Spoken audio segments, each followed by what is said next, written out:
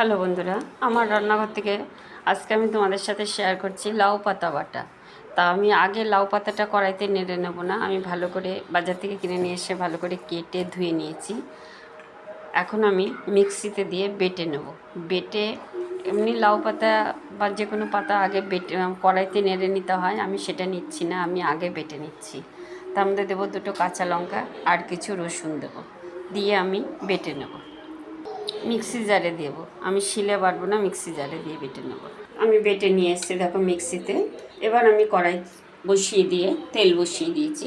এর মধ্যে ফোড়নে দিয়ে দেবো আমি একটা শুকনো লঙ্কা, একটু কালো জিরে দিয়ে দেবো। আমি বাটার সময় কালো জিরে দিইনি।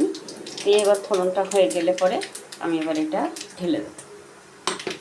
ফোড়নটা হয়ে গেছে, ঢেলে দেবো। এবার ভালো করে নেড়ে নেব।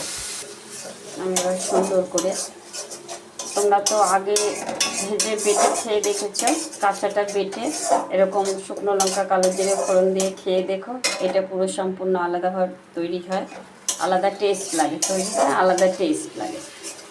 স্বাদ অনুযায়ী নুন দিয়ে দিলাম আর একটু চিনি দিয়ে দিলাম, যত পাতা একটু চিনি লাগে। হয়ে গেছে, এবার আমি নামিয়ে নেব। দেখো আমার লাউ পাতা বাটা হয়ে গেছে, এবার নামিয়ে নেব। এবার এর মধ্যে আমি একটু কাঁচা তেল দিয়ে দেবো। তোমাদের কেমন লাগলো তোমরা কমেন্ট করো। আজকে রাখছি।